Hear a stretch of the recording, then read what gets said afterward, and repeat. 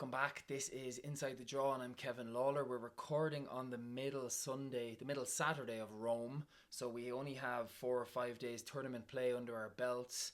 But I wanted to take a look back. There are some developing stories or some kind of big names exited out of the tournament, others making smooth progress. Thought we'd check in and have a look at how the draws are going and how everyone is playing so far. I guess the biggest piece of news that happened today was Aryna Sabalenka out.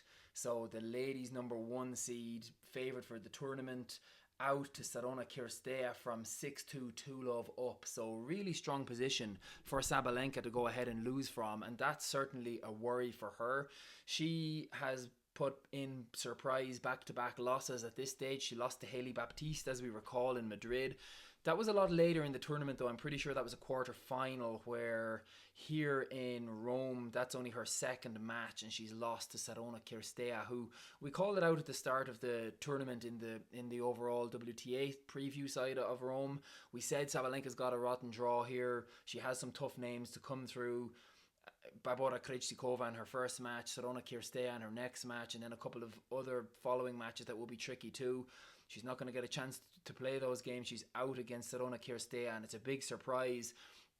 The other thing is, you see a player like her come back from 5-3 down in the third to 5-all, and more often than not they'll go on and close it out and complete the comeback.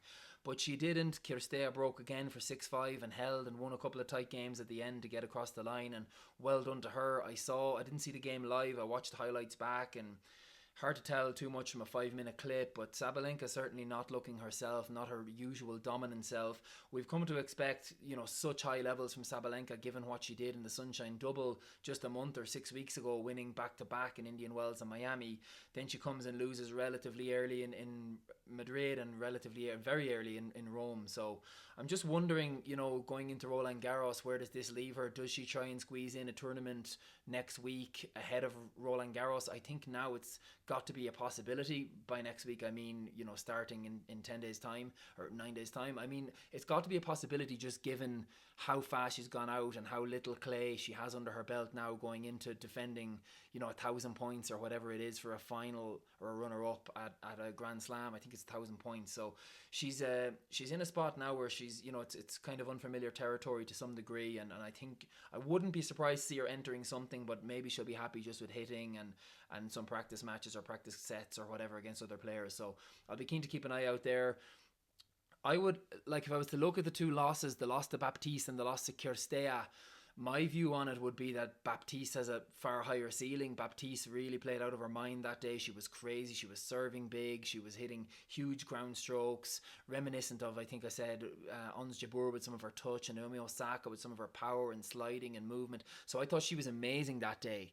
I don't think Kirstea's in the last year of her career here. This is her retirement year, and I don't think she's at that same level. So this is a big surprise, especially from a set and 2-love up for Sabalenka to go ahead and lose. So I think it's a massive concern and worry for any Aryna Sabalenka fans out there. For me personally, I said we were going to swerve her in this tournament. I'm delighted because Coco Gauff is in that same half, and I have Gauff and put up bets for Gauff to make the final, in the finalist market to win outright, so it obviously helps all of those. So happy from that perspective for me. I never want to see a player lose or support a player losing, but it certainly suits me this week. Marta Kostyuk was a withdrawal prior to the tournament. Again, we put her up in the pre-match or the pre-tournament draw and said, this girl has got to be tired. Lo and behold, a day or two later she pulls out, or even just the next day she pulled out. So that wasn't at all a surprise. I think she would have lost early.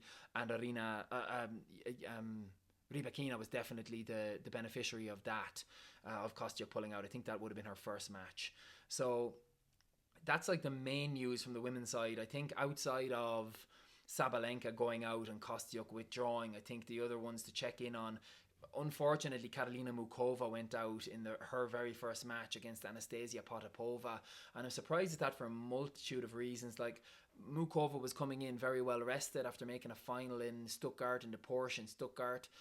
And then Potapova is coming in on the back of a ton of tennis. I think a semi-final in Madrid, and she obviously made the final in Linz, and she was coming in, quite tired as well. So I was sure that Muchova was going to beat her. She didn't get it done, so that was a big pity because I had Muchova in some bets as well around the quarter and named the finalist market. I had Gauff and Muchova as my best bet there. And obviously that would have looked lovely today with with Sabalenka going out. But yeah, we still have Goff, Svitolina, and Goff herself to win the title. But yeah, really disappointed, and a disappointing early loss for Muchova. I think she will enter somewhere next week as well. I don't think she will go straight to Roland Garros from here. All she played is Stuttgart. She got one match in Rome, so she's played one match in the last 2.5 weeks, and then by the time Roland Garros comes around, she's basically played one match in a month, so I don't think that's enough. So I think she'll enter somewhere. Jelena Ostapenko is a storyline. She's flying. She beat Ruse in the first round. She was supposed to play Amanda Anisimova, who also withdrew, but again, I wasn't expecting anything from Anisimova here. I don't like her on clay, and also she has been injured. But Ostapenko came out. She beat Ruse, who's a good clay quarter, the Romanian, and then she beat Zheng Qinwen yesterday in 3 sets from a set down. That was her first ever win over Zheng. So I really think Ostapenko is a danger here, and she's going well. And when she starts hitting the forehand well, her backhand is usually the reliable side. But when she starts hitting the forehand well as well, I think the feel better watch out. Especially, well, I won't say especially on clay because she's dangerous on every surface, but she's a former French Open champion. So, you know, if she can get back into that zone of redlining and believing in herself, she's a massive danger. The last two to touch on, Coco Gauff is going along fine. She beat Teresina Valentova in the first round, and then she beat Sierra, the Argentine, in the second round. I think both went 3, which I wouldn't be delighted about, but sometimes it feels with Gauff, she'll lose the first set and just be careless, and then, you know, when push comes to shove, she'll get it done. I would much rather a few clean kills going forward, and hopefully she can take full advantage of Sabalenka going out early. We do have that Goff Mirandriva matchup looming in the not too distant future, so that's one to keep an eye on. I still maintain Goff is the right bet to be on. The bookies went up favourite with Mirandriva for the quarter, which I thought was wrong. She's obviously in better form, but she's got to be tired, which you touched on earlier in the preview. So let's see how that goes, but I'm pretty confident Goff will beat her if it comes to it. And then Swiatek only played one match, I think, so far. She beat Katie McNally in 3 sets. Again, I was kind of hoping McNally would take her out. I'm hoping others will take her out. I don't want her to keep going, but it was a decent performance. McNally's a kind of player who could actually trouble and beat Swiatek, so, you know, she did trouble her, she didn't beat her, but yeah, she played fairly well. Let's have a quick look at the draw before we move on to the men's. So top half, it's wide open now. We've got Kirstea against Noskova. I would fancy Noskova to set up a quarter-final appearance against, I'm going to say, Jelena Ostapenko, maybe slightly more dangerous than Belinda Bencic, so that's the top quarter. And then in the second quarter, it's Coco Gauff against Iva Jovic plays Taylor Townsend. Actually, she beat her today, so it's Iva Jovic against Coco Gauff to set up a quarter-final match against either Elise Mertens or Mirandreva. So again, you would be probably looking there at, for me, Noskova Ostapenko in the first quarter and Gauff against Andreeva in the second quarter. And then in the bottom half, quickly, we're probably looking at Jess Pegula against either Samsonova or Potapova. And then Naomi Osaka Schneider is a good matchup in the bottom half of the third quarter, and the winner of that will very likely play Iga Swiatek in a fourth round. So you're probably looking at, depends if you think Pegula is good enough to get past Potapova, but you're probably looking at Pegula Swiatek there. And in the bottom quarter, still quite open and pretty loaded. Svitolina Baptiste play tomorrow, which is a really kind of interesting and enticing matchup. The winner of that plays Madison Keys. And then you've got Karolina Pliskova, who we put up at 250 to 1 to reach the final. She's still going. She's gone through 2 rounds now. She beat Jessica Bouzas Mineiro in the first round, and then she beat Jacqueline Christian in the second round. Came from behind in both, so she's still going. And Elena Rybakina is still going. She had a very clean kill over Sakari. So let's see how she goes, but you'd imagine she's the real danger down there. And you're probably likely looking at a Svitolina Rybakina quarterfinal in the bottom in quarter 4 of the women's. So that is the women's draw that we've looked at. I want to check the result. João Fonseca is playing right now. Yeah, he just lost the third set tiebreak against Medjedovic, the Serb. I think he is. Yeah, he is a Serb. So that's Fonseca out early. So that's another one that potentially is going to help Sinner down the road, but we'll find out once we get there. And Belinda Bencic is a set and 5-2 down against Anna Kalinskaya, so that's a surprise. So you're going to see an easier route there. We were talking about Bencic potentially being in the quarterfinal against probably Linda Noskova, but it looks like Ostapenko now, if she, she's only going to have to get past Anna Kalinskaya to make the quarterfinal. So she's a real live wire and a real live shot at this point in the tournament. Okay, quick look at the men's. We're going to move on here halfway through the episode, I guess, or a little bit further, because I think less has happened in the men's than has happened in the women's. So, a couple of major headlines. Novak Djokovic out in round one against Dino Prismic. Round two, technically, because Djokovic had a round one bye. But I put up a reel and a short after the qualifiers were placed, and I said, Djokovic getting Dino Prismic as his first match is nightmare stuff. He's the worst. It's the worst outcome for Djokovic of all the qualifiers placed. I think Prismic was the strongest qualifier to enter the main draw, and so it transpired. He lost the first set to Novak, and he came from behind and beat him in 3 sets. So Novak Djokovic is out here. That helps the bets that I put up for the men's. I think it's quarter 3. We put up Musetti at 6-1. We put up Jiri Lehechka at 11-1. So we'll get there in a minute when we look through the draw. But both of those boys are still going.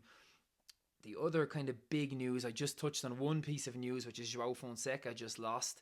But there's 2 other kind of bits of news, and they both emanate from quarter 1, where Sinner has all of a sudden gone from this really tough draw on paper to now he's got a really nice draw. He still has Jakub Mensik in his near future, but Arthur Fils retired 4-love down to Pellegrino, which is a massive upset. I don't yet know what was wrong with him. Was he injured or was he sick? But we'll have to check into that and check the repercussions for Roland Garros. Obviously, if there was anything at all wrong with him, I would have expected him to pull the plug there. His real focus is Roland Garros, being a Frenchman, and he's alluded to Roland Garros being his primary objective. But that makes life a hell of a lot easier for Yannick Sinner, who was due to play him, I think, in the 3rd round. And then the other one also out in that first quarter was Ben Shelton, who would very likely have been Sinner's quarterfinal opponent. Ben Shelton is out to Nicolas Basilashvili, the Georgian. People new to tennis probably won't know who Basilashvili is, but Basilashvili, going back maybe 4 or 5 years, had a really high level at times and won some decent tournaments on a variety of surfaces. So he is someone, when he's playing well, and he has been coming back into form, he's someone who can paint the lines, who can trouble anyone on his day. So I guess good to see him back, but I'm surprised that's, again, 2 early losses for Ben Shelton. He won the title in Munich, and it looked like, Jesus, this is going to be a great clay season for Shelton. First round in Madrid, he lost to Dino Prismic. First round in Rome, he's out to Nicolas Basilashvili. So massive concerns for him ahead of Roland Garros, and I'm certain he will play somewhere again next week, the week before Roland Garros. But yeah, the bottom line there is Sinner's draw now goes from a really, really tough on paper draw to a pretty easy on paper draw, and he's looking great to go ahead and win his 6th Masters 1000 in a row. I can't believe I'm saying that. 6 Masters 1000s in a row is bananas. So what else? That's really all the main news from the men's side. Sinner's draw, not just in his quarter, but like I said, Fonseca out, which would be his semi-final potential opponent, not necessarily, but potentially a semi-final opponent. And then Novak Djokovic out, which would probably on paper have been the second most likely final opponent after Sasha Zverev, who is still in the tournament. But Sasha Zverev is a walking bye for Sinner these days with how he plays against them. So crazy how things transpire. Let's just take a quick look at the draw before we sign off here on the men's side. So Sinner is going to play Jakub Mensik, provided Mensik can get past Alexei Popyrin, which I fully expect he will. And then Sinner is likely to play Francis Tiafoe in the next round. It was due to be Fils. It's now probably likely to be Tiafoe, so that's a very significant downgrade on clay. Then he's looking at, in his quarter-final, my God, how easy it's become. It's Rublev, Davidovich, Fokina, Nakashima and Basilashvili. It'll probably be Rublev or Davidovich, Fokina, but that, like, no one there to trouble Sinner. And then Mariano Navone took out Felix Auger-Aliassime today in straight sets, 7-6, 7-6. And then, like, Echeverri has gone out to Matteo Bellucci, the Italian. Landalus is still going there. Fonseca's gone out to Medjedovic. So it's just like, it's toppling. The bottom half of that second quarter, to be fair, still has Chaboli, it still has Tirante, and it still has Daniil Medvedev. So you're probably looking at a Chaboli or Medvedev quarterfinal against Mariano Navone, but nobody there that can trouble Sinner again. So very hard to see anyone stopping Sinner at this point. I think if Sinner is stopped, it's in the final, but beating Sinner in a final is a different thing to catching him napping in round 1 or round 2. Lorenzo Musetti has been going along fine. He's only played 1 match. He beat Giovanni and Pesci Petty-Card 6-4, 6-4, so it's a relatively clean kill against someone who's not at home on clay, but that serve is a really tricky weapon to handle. Musetti's next match is Francisco Cerundolo, who came past Alejandro Tabilo 6-love, 6-2. So that tells you something about the form that Francisco Cerundolo finds himself in all of a sudden. That is a blockbuster, the Musetti Cerundolo match. I think they are very likely to put that one on the main court, Centrale, and they'll probably put it on at night time, you would imagine. And then, like the very next part of that bracket in the third quarter is Casper Ruud and Jiri Lehečka, and they both came through very clean. Lehečka in straight sets over Struff, Ruud in straight sets over Svaja. Sorry if I'm butchering the pronunciation. So whoever comes through there to play in the quarter final, if going to head, I think it'll be Musetti and Lehečka, and I hope it's Musetti and Lehečka because they were the two bets that I'm on for the quarter.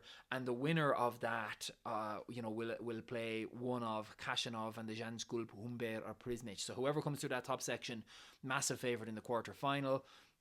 And then in the bottom half, you have most of the big names still standing. Arnaldi took out Deminar, but that's not a massive surprise on clay and in Italy.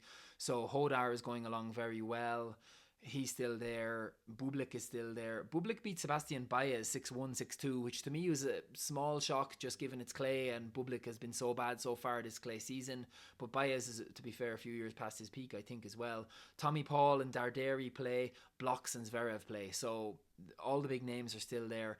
I think it's still going to be Hodar against Zverev, and I'm really anticipating that matchup and hope it is that matchup. I've said it on, I don't know if I said it on the pod or in a short or reel, but I really would like Hodar to go out and beat Zverev after Zverev's comments that he made after the loss in Madrid, about how far he was ahead of the rest of the field, him and Alcaraz and Djokovic, and then there was a gap to Sinner, but there was a gap behind them to the rest of the field. I think Hodar has a real chance to take out Zverev, and if he didn't and Zverev made it through to the semi-final, if that was Musetti in the semi-final, I do think Musetti has a real chance to make it through to the final here as well and take out Zverev.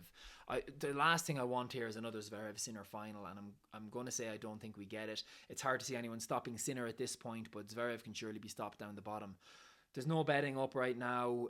Play is still ongoing in the men's and women's draws as we speak and as I record here. So again, I will post stuff up on shorts and reels if there's anything that pops out or really worth a bet. Please do subscribe. Please watch along. Please like and share, comment.